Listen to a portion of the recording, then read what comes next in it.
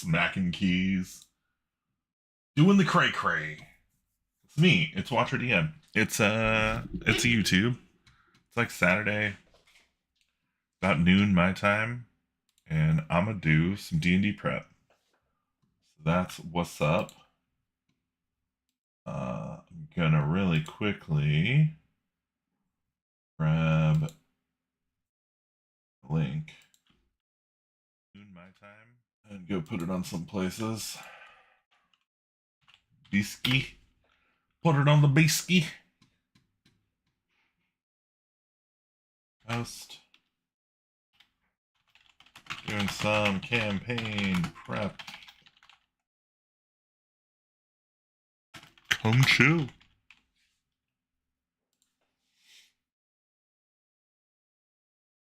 tell them all about it. This. Dopity. Okay, well, I'm in the wrong document here. Let me get my Against the Slave Lords document. In the Dungeon of the Slave Lords. In the Dungeons of the Slave Lords. A4. Classic. And finale. This is the big finale. I wonder, can I get like a cool axe? The icon for this thing. And yeah, we're just going to kind of do some process stuff here. So my plan right now is to actually go through the document and kind of quickly and in brief create an outline for what I would expect the prep notes to contain, and then maybe put some of the monster stat blocks over. And then once I've kind of got that outline in place, my process will be to go through and read each section of the dungeon and kind of create, like I did last time with A2, just like some short notes, kind of condensed bullet point style notes about the dungeon. So, looks like, yeah, we got some standard dungeon features. All right, let's kind of start from the beginning here. So it talks about the background, which we already know for the most part since we've been playing through it. So, yeah, the only thing, I haven't played A3 yet. I'm playing in A3. Austin is running it. Coffee is really good. So, with Austin running that, I'm not necessarily going to know what happened in A3, but I'm not that worried about it. The module background, whatever. It used to be a tournament module. Notes for the DM. 6 to 8 characters of moderate level, 4 to 7. So we are playing this with, I think, 8 characters of level 5, I believe, now.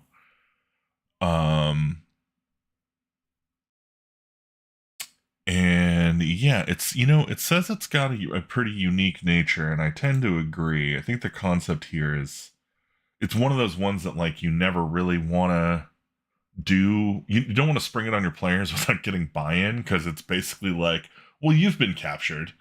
All your shit is gone. Try and get out of this terrible place. But that was kind of the conceit when we started. We were like, okay, we're going to run this, and it's going to involve this capture moment.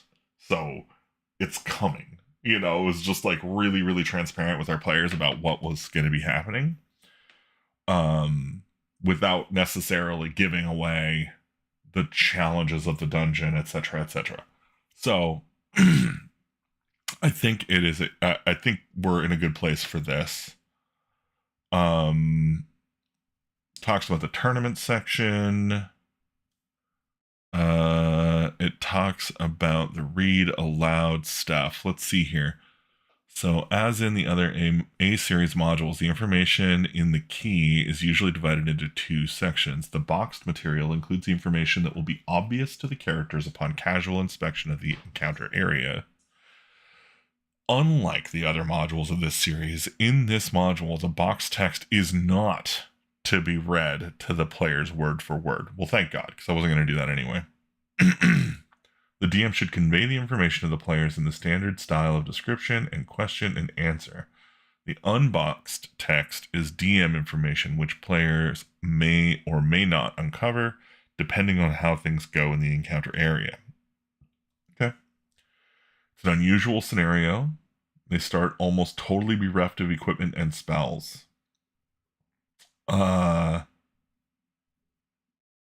This is really wild. So such players will... Okay, so many players think of their characters in terms of their powers and possessions rather than as people. Such players will probably be totally at a loss for the first few minutes of play. It is likely that they will be angry at the DM for putting them in such an unfair situation. They will demand or beg concessions. Do not give them any help. even if they make you feel sorry for them. Inform the players that they must rely on what they have, not what they need, not what they used to have, and that this includes their brains and their 5 senses. Good players will actually welcome the challenge of this scenario. I like how it's just like, and the line is here. Everybody on the other side is bad. Bad players. Classic. Sorry, I felt like my volume was a little high. Bringing it down.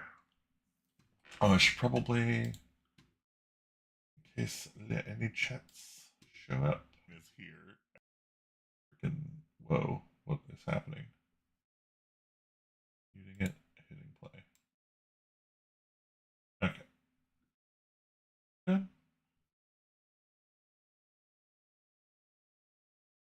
Alright. I think we're good.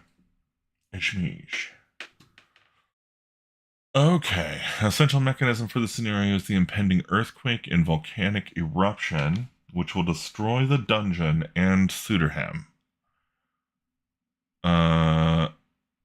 4 shocks. Okay. Prods the players to act quickly. A number of tremors precede the earthquake, each which should be slightly greater than the last. The first comes as the DM reads the start section to the players. I thought we weren't reading stuff to players. Okay, and then I see the second comes shortly, or should come shortly after the players wake up in Area 1. Describe the walls trembling, shifting underfoot, dust and grit falling from the ceiling. Okay, fine.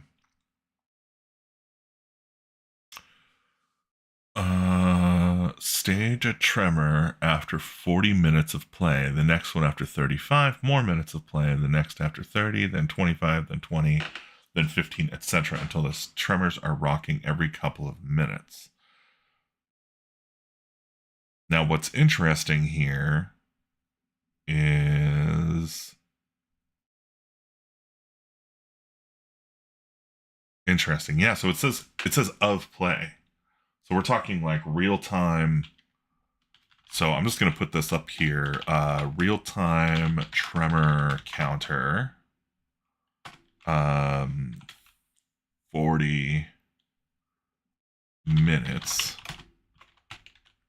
Subtract 5 minutes each tick. So that'll let me know about the tremor timer, and I can set up a timer to do that during play. Cool. And yeah, I guess they're called 4 shocks.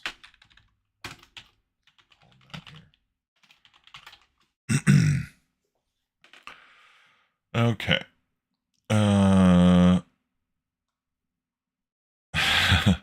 Yeah. Never let the players suspect that the ceiling won't really fall on their heads and that the whole dungeon will collapse behind them as soon as they escape.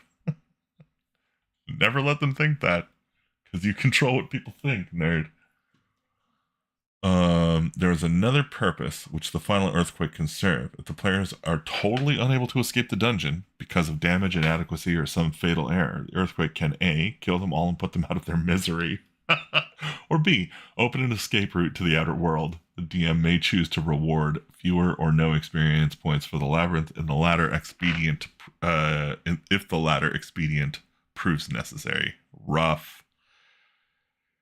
All right, starting fires. Certain materials can be placed in the labyrinth to enable quick-witted players to gather the wherewithal from which to construct a fire. It is likely that every group of adventurers will at one time attempt to use these or other materials in a manner Not intended or foreseen by the author. In all such cases, carefully considered judgment of the DM must be the final authority. It would be quite impossible to anticipate every given action a party might take and give instructions here on how to handle the situation. However, a few tips are listed below covering the starting of fires, which is one of the most crucial and clear-cut problems facing the adventurers. Sharp blows of flint against ferrous metal, iron, or steel will produce a spark. For example, the rusty dagger in Area 4, the flint spearheads in Area 6. Flint striking flint, bone, or other rock will not produce a spark. Good to know. The wood found in Area 5 is too crumbly to be rubbed together to produce a flame. If this is attempted, the wood would merely break into smaller fragments. Interesting. The glow fungi in Area 11 and the fire beetle in Area 15 give off light but not heat in the manner of fireflies. It is a total waste of time for a party to try and set fire with these. The above notes are intended as okay, cool. So we've got some notes in here about climbing. Fine. Fighting in the dark. So I think the point of this is that they're in the dark.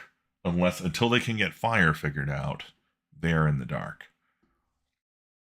Infravision will enable characters to note the general outlines of cave walls and the presence of creatures, but that's about it. Everything non-living in the dungeon is about the same temperature as everything else. Characters with infravision will be able to see fish and other creatures in the water at Area 10 and 12. Infravision does not enable a character to read scrolls. Reading parchment requires visible light. Footprints and other marks on the floor will be wiped out by the shaking of the sand with each earth tremor and thus will not be reliable road marks. Cool. And then characters resting. So characters may decide at some point to rest and or sleep, particularly in order to regain clerical spells. There are several ways to dissuade them from this. One way is to tell the players you rest for 40 minutes, but then there is another earth tremor, slightly larger than the last. Your rest is spoiled. Rude. The best way to deal with, let's see, time important situations such as tournament. I'm not in a time important situation. To do this, leans back and does rude. Man, listen to this.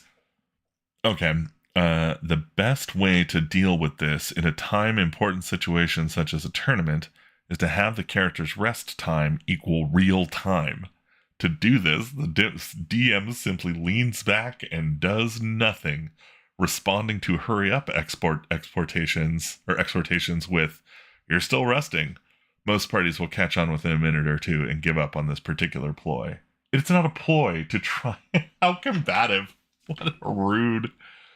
All right. Mapping. No mapping is possible by players until characters acquire something to map with. Mapping requires light and a reliable writing instrument. Note, a pricked finger is too messy. The blood will keep coagulating. Wow.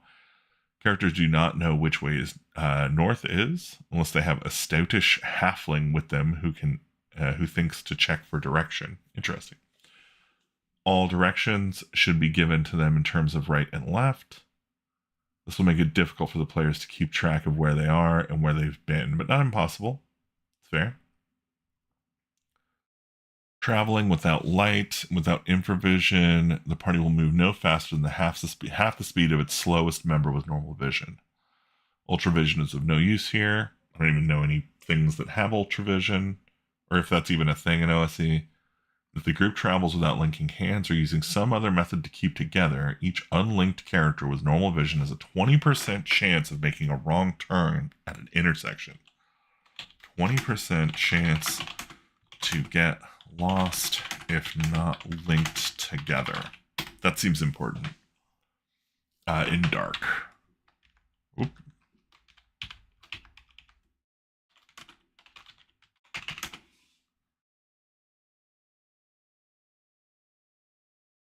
All right, and then standard monster statistics. For the convenience of the Dungeon Master, monster statistics are given in an abbreviated format. Fine, that's wonderful. I'm going to use that format. It talks about the tournament notes, which we are not using the tournament. we don't need to worry about that. And then the start.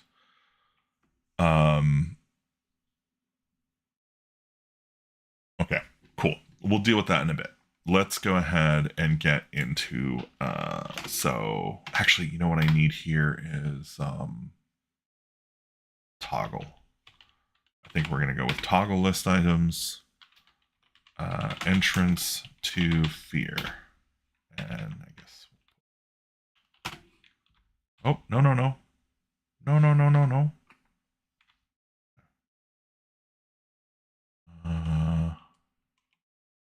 To the lure of light.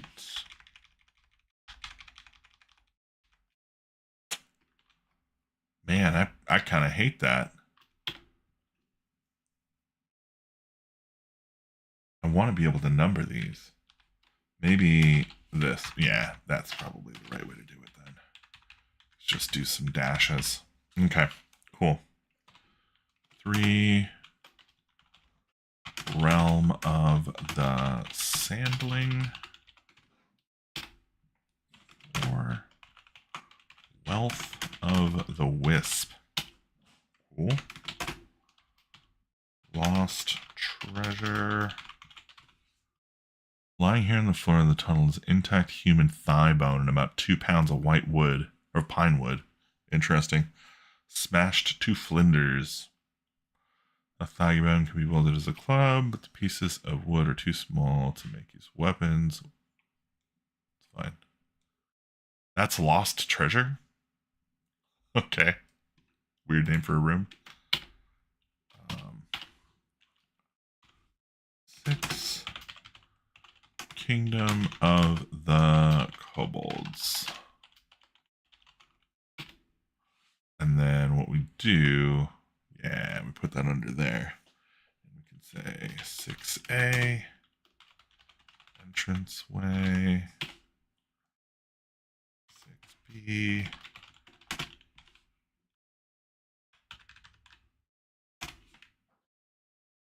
Oh my god, why didn't you? Oh, weird. Chamber of the Hunters. And 6C.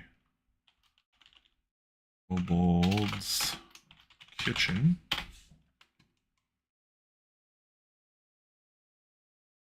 And 6E.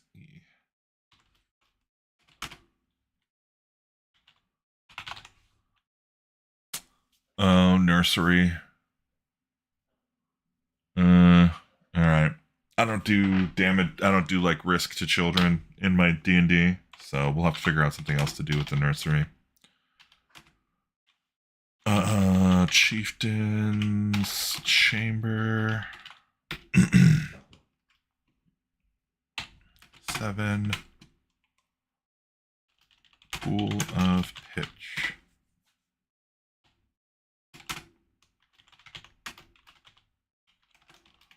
Giant Ant's Lair. Hanging Roots. Oh man, had a really cool game last night. We were playing Realms of Peril in our West Marches game here in Vancouver. It was online because it was convenient, but we were in this dungeon and there were like roots kind of creeping through the ceiling, like poking through the ceiling. And as we got to this door at the end of this corridor, the DM described like the roots, there were less roots above us in the ceiling. And I wasn't sure what to make of that, but it turned out like there was a trap on the door that caused a hammer to fall from the ceiling. And that was his telegraph for it. And I was like, man, that's a really good telegraph. Like, I really liked that because it was like, it was something I missed. You know, it was like something, I think all of us missed it. I actually caught that there was a trap on the door, but I kind of was just like, yeah, I want to find out the hard way because I'm like that. I don't know, play to lose, play to find out kind of guy. But it was awesome. It was a great game. If you're watching, Lucas, thanks for the game last night. It slapped. I also keep, it's man, he called me a keener today. which I've never been called a keener in my goddamn life. Because I'm really kind of not one. Explanation of the detailed map. Oh, interesting. That's so weird. So they have the crabs tunnels here. It says exit. This chamber is far and is taken up by a deep pool. There are several fair-sized fish in the pool, but not blind white cave fish. There appear to be normal freshwater fish. 2 pieces of wood are washed up on the sandy shore. Interesting. Exit to the beach of the island. Okay, yeah, so this is one of the exits here. See if I can find this. 10, 10, 10, 10, 10.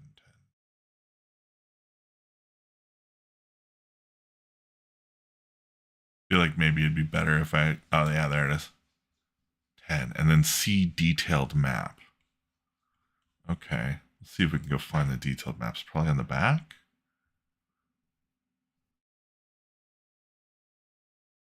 Maybe not, maybe not.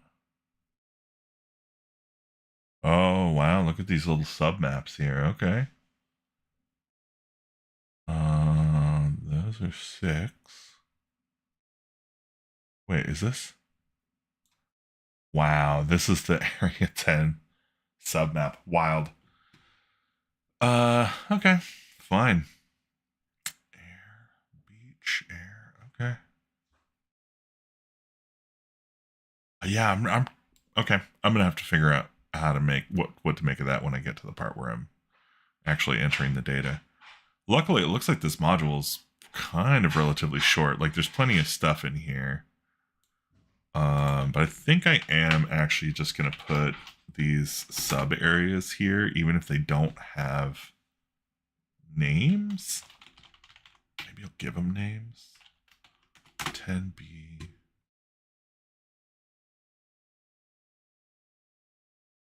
Is a niche where strange giant underwater tube worms live.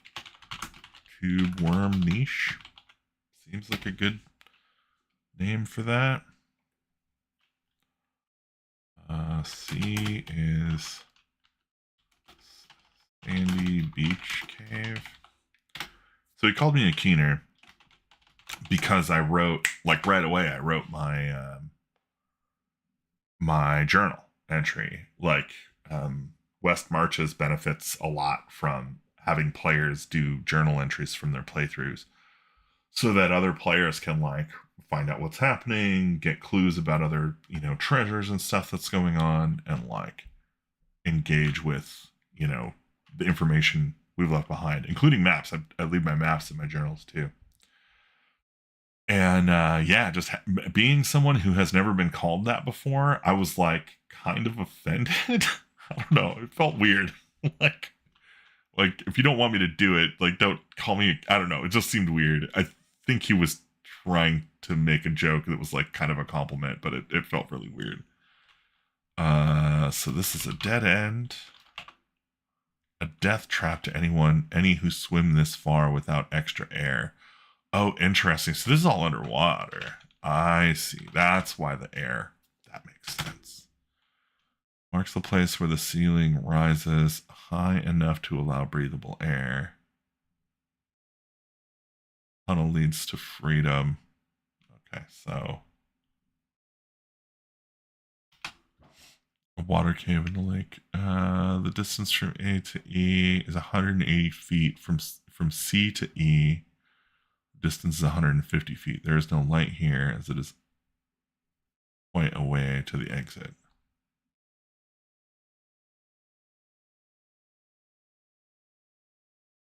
Okay, yeah, that makes sense. Tunnel to freedom, call it. And then 10F is the exit. Pull this back. Go 11. Fearsome fungus.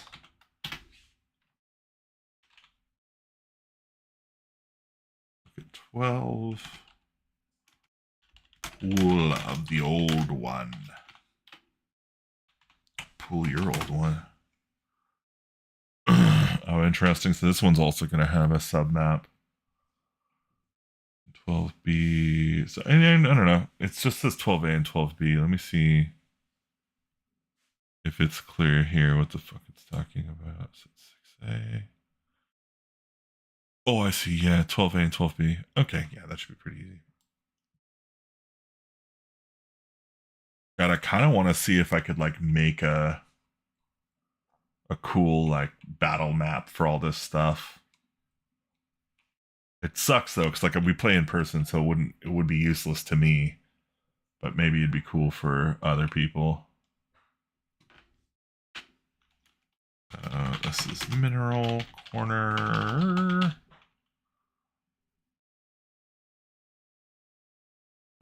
With a 13A. And a regular shaped outcropping here is the source of flint for the kobolds. Okay, so we'll just call this flint source. And 13B. There's a vein of soft coal in the wall at this point. Will be noticed. So coal source seems good. 14. The beastly badger.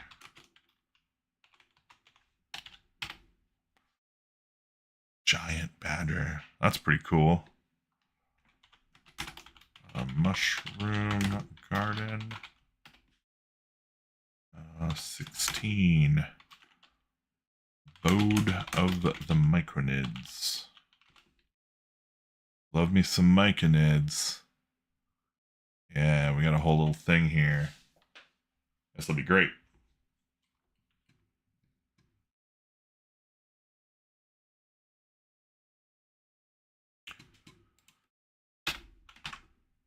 $16A is a welcoming committee. Nice.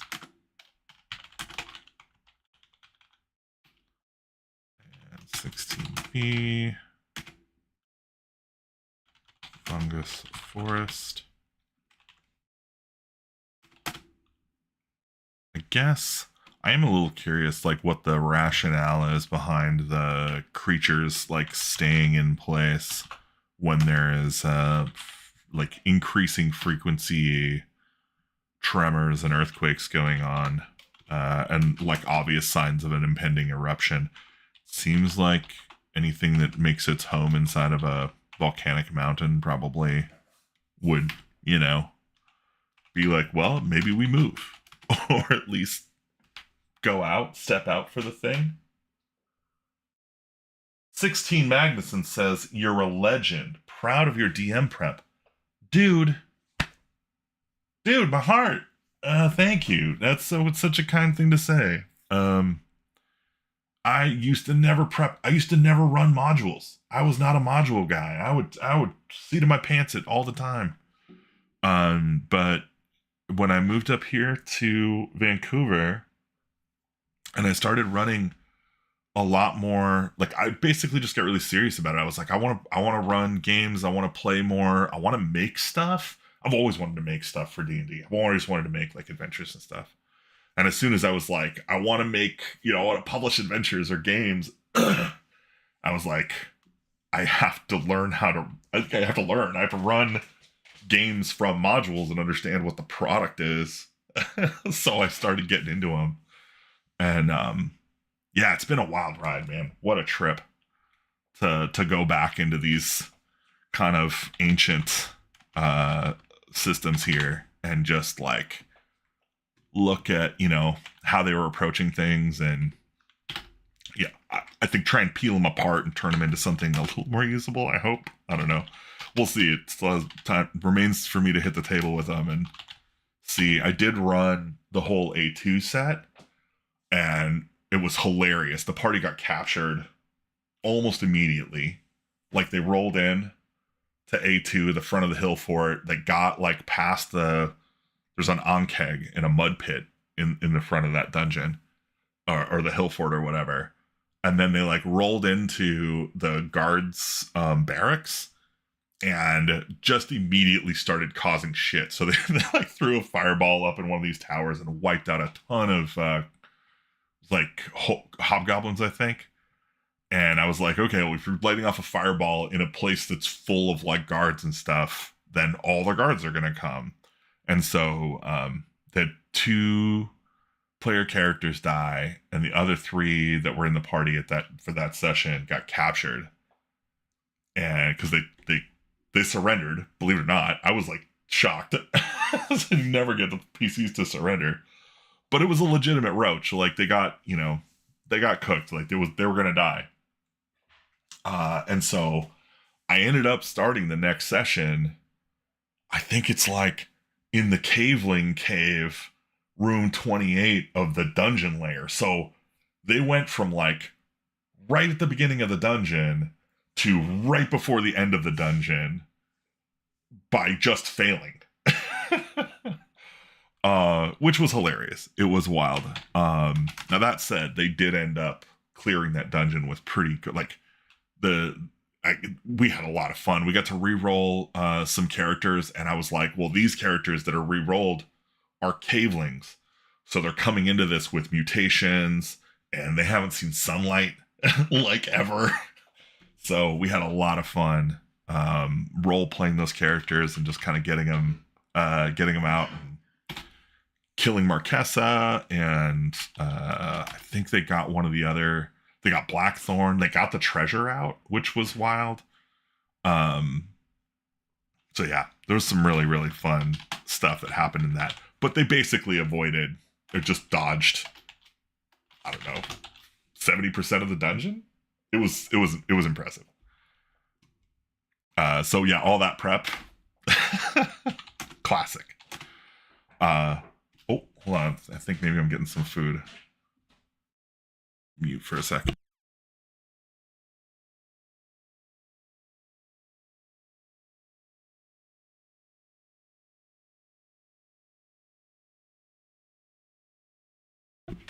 All right, my lunch is here, but I'm gonna keep rocking until I get this part done, and then I'll peace out for a minute and grab some lunch. Eat my foods. Piercer Peril. Okay, and that's okay. That's it. No, it's not it. Okay, we're in the middle. I see. Only dungeon labyrinth part of this module is used. I see. Bat Cave. Cave Fissure Ledges. Range of the Cave Fissure's line. Cave Fissure. This thing looks wild. Okay, let's just put it in here for now. I'll have to read this and get this sorted out here soon. Cave of the Bats. That is an exit. Okay, and then we go into escape from the island. Key to the island encounters. Okay. So yeah, so I think then what we'll do here is we'll break from that. We'll make a subheader and we'll call it Island Encounters. And then we'll just put in some keys for these so I can make some notes about them. Seems good. So, effort not wasted, right? Because in the end, like, I got to learn a lot about what the dungeon like was going for and kind of some cool tricks that were built into it. And like stuff I'm almost certainly going to use in future things that I make or play. Just that experience and like the experience of going through the process of prepping the dungeon, I thought was really it was fun. It was really good for me to be rigorous. I have not historically been a very rigorous person in my life, unless it comes to software. When I write software, I tend to be I get real nerdy about it. But I am becoming nerdier about my elf game. It's great. Rampaging Fire Lizard. Love it. Slave's Revenge. All right. Revenge. And then G, friend indeed. And that lunch is starting to smell pretty good. H, the water dragon.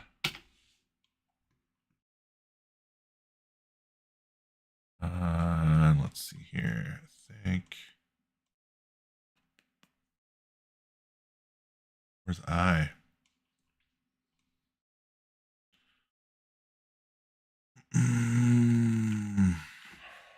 Oh, no.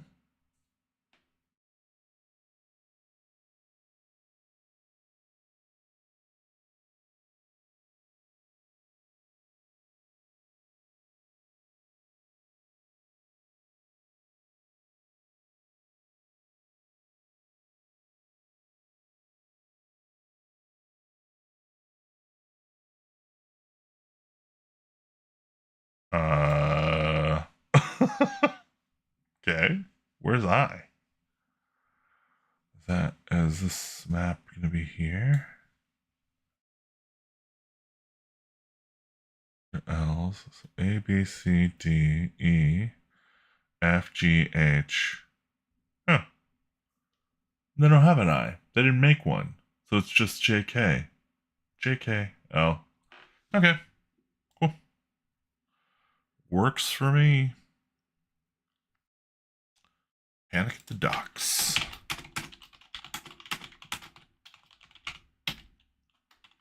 Okay.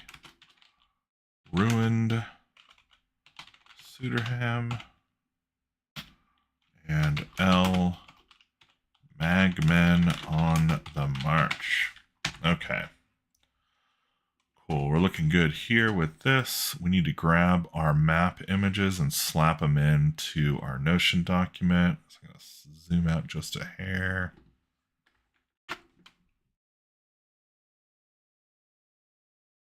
Grab this. And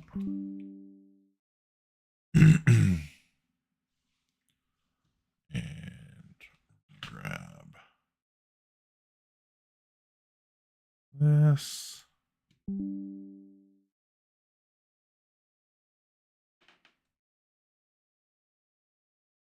This is so cool. I really like the idea of the party just like, it's one of the things I want to do actually is like run some more stone and sorcery or like kind of Stone Age fantasy stuff. We got a chance to play Pariah a while back, and it's such a good game. Like, it was so much fun. I really miss it. Actually, I want to hassle Austin to run more of it just because it's so good. But although, bless Austin's amazing heart, he has been running like, I think we're at like 13 some odd sessions of Blood Prairie now. He's just been running these play test sessions of Blood Prairie nonstop, which has been amazing.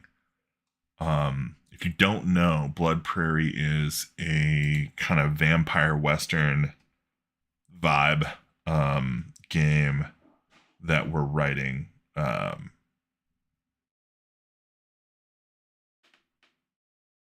It's its own role-playing game. It's got its own system. It uses a really clever, so it uses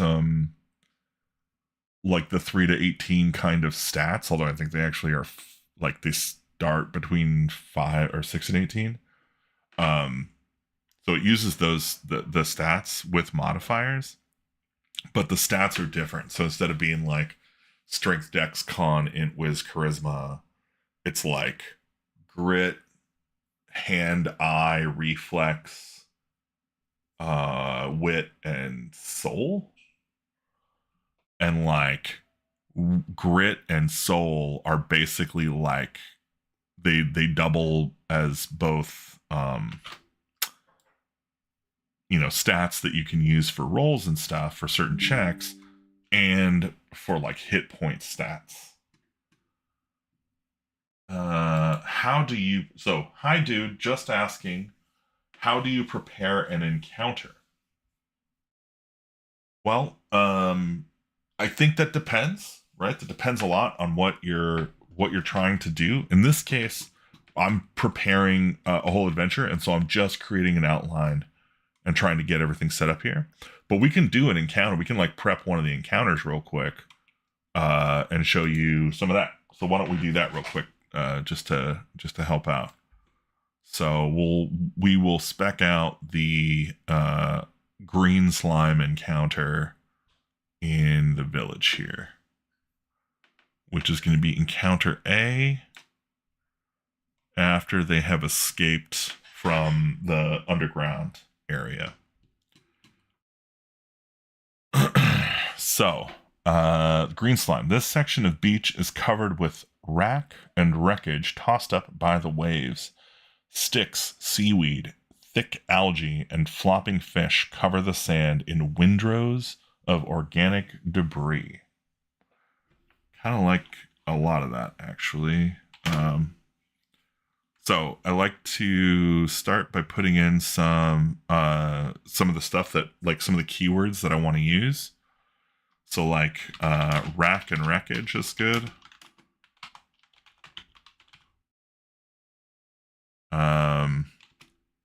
And maybe we can just call it wave tossed.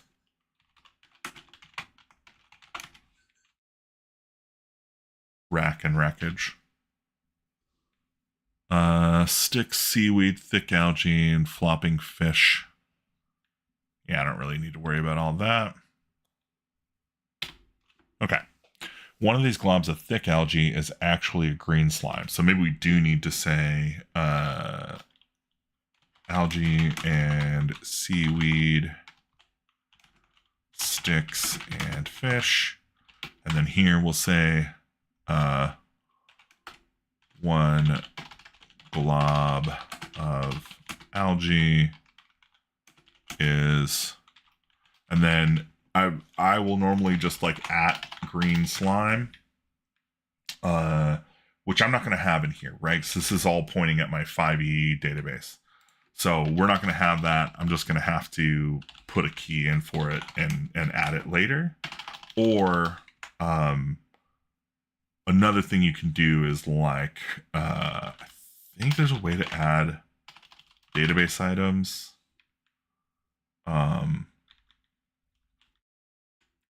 But we're not going to do that right now because I need to go through my next step after this, right, is to go through and like add all of the stat blocks from this adventure into my database so that I can just add them when I'm doing this type of prep. So we'll just say actually green slime. Turns flesh into green slime. Special defense weapons and most spells cannot harm it. It lies across half of the beach, and if characters do not state that they are avoiding or inspecting the patches of slime, there's a 40% chance. Okay, so we'll just say 40% chance of being stepped in unless investigated or avoided. Even if the slime is scraped off immediately, the character will take 2d6 points of damage. Okay, so it got dislodged by the tremors. I don't think we need to talk about that. Ooh, gross. It's got a gullet? How can a freaking slime have a gullet? Or am I tripping? Am I reading the wrong one? Oh, I'm reading the wrong one. This is the enraged snapper. Okay, cool. So 40% chance of being stepped in unless investigated or avoided. And if that happens, it's 2d6. Oh no, it's 2d8 damage. I guess the question is, does it do that every round if they don't scrape it off? Doesn't really say, does it? It turns your skin into green slime. What a messed up thing to do. Cool. Thanks, P. Vama. Thanks for coming by and hanging out. Unfortunately, I actually need to stop and have some lunch real quick, so I'm gonna pop these maps in real quick. I did get them. We'll put them in the document, and then I'm gonna take a quick break and eat some lunch, and then I'm probably gonna be back on in a little bit to do some more streaming. For prepping this is one thing. And then I had another idea of something I want to stream, and maybe you guys can tell me if you'd be interested in this. But I just got all 5 issues of Knock magazine, which is amazing. So good. Like, they're mind-blowingly good, right? But the problem with Knock magazine is that it's like designed to be like a magazine. Like, you're reading, it's like, it's how do I say this? Like, it's organized in a way that's just kind of like, wow, okay, it's a bric-a-brac. Like, it's a bunch of interesting things kind of stitched together. And so what I was thinking was it would be really, really cool if somebody made like an index of the articles from all the Knock issues with tags so that you could easily search like, oh, I'm looking for things with spells and get like the list of Knock articles that have spells. Or like I'm looking for monsters and like look, find Knock articles with monsters and just kind of like come up with a good taxonomy for searching and using the articles in Knock because I want to use them.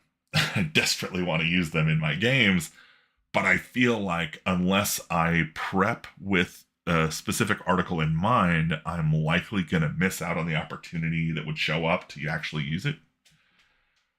So I don't know. I don't know if anybody would be interested in watching me create that, but I was thinking I would. So I went searching for it, obviously, because if I don't have to make it, I won't.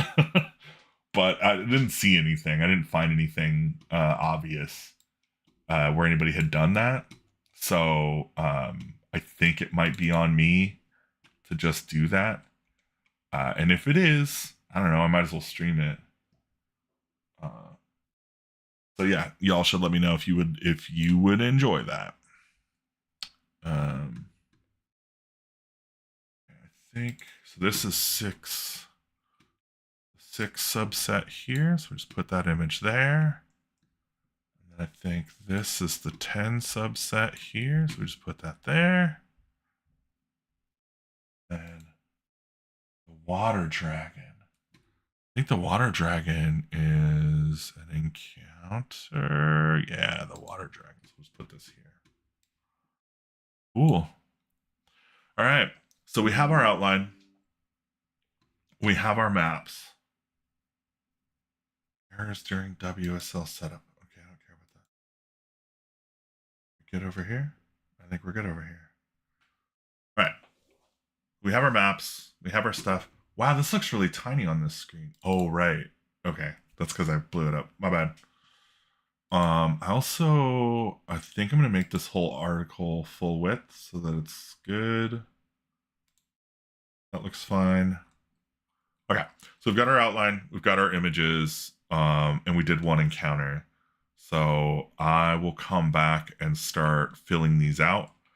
And it's probably going to take a little while. The last one of these I did took like 13 episodes or something, like an hour each, or 11 episodes, like an hour each, which is kind of insane. This one's going to take a lot less, but basically with these, if you're wondering, yeah, hit me with your question, P. Vama, that's fine. But if you're wondering what you should expect from these, I read each section and then I kind of try and create a brief of it, like something usable for me, because I don't like to read a lot at the table. I find it throws me off my game. But yeah, P. Vama, hit me with your question, my man.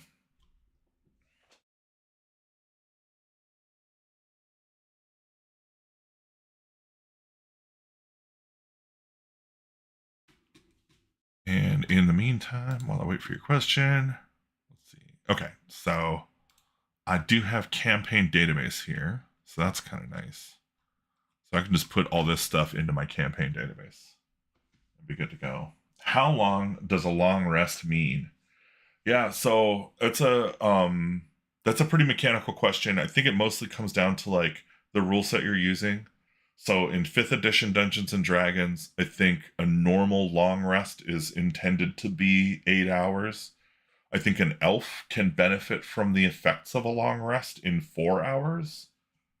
Um, yeah, yeah, that's fine. That's fair. It's kind of funny. Like a long rest and a short rest really didn't, I think, exist in like I remember playing Dungeons and like AD&D second edition, and I don't think we ever said the words long rest back then. That just wasn't part of the vocabulary of the colloquialisms at the time. Um, and so that is a more modern invention of 5th edition, but I can probably get you an actual concrete answer because I think there is actually a real concrete answer to this question. Let me see if I can get it up here real quick. Pop open a browser. And... oh, okay, my browser's over here. Great. Let me see what I can do for you. Boom. So I think if I go to D&D Beyond and we just do a search for a long rest. So just so you know, Pivama, if you have questions about Dungeons and Dragons, you're unclear about certain things, you can usually go to D&D Beyond and they have all the basic rules are there on D&D Beyond for free. You can actually get them for free. A long rest is a period of extended downtime, at least 8 hours, available to any creature. During a long rest, you sleep for at least 6 hours and perform no more than 2 hours of light activity, such as reading, talking, eating, or standing watch. During sleep, you have the unconscious condition. After you finish a long rest, you must wait at least 16 hours before starting another one. So those are the rules of how long a long rest is. And then it's got some rules here for like what are the benefits, how they can be interrupted. So it's another thing to look out for. But cool. Yeah, I wish you the best on your journey to playing more D&D.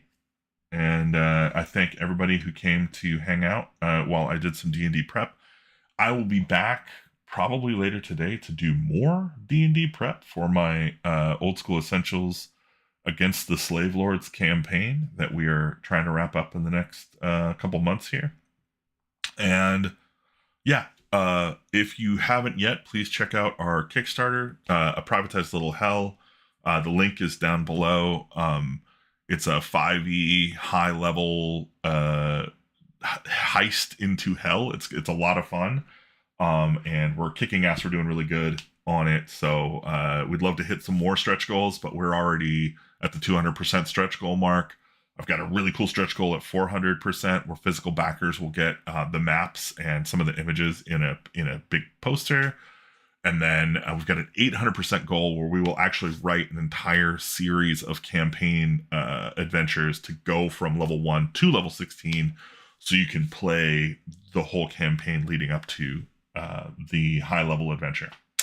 So check it out over on Kickstarter. Otherwise, I'll see you guys later. Thanks a lot.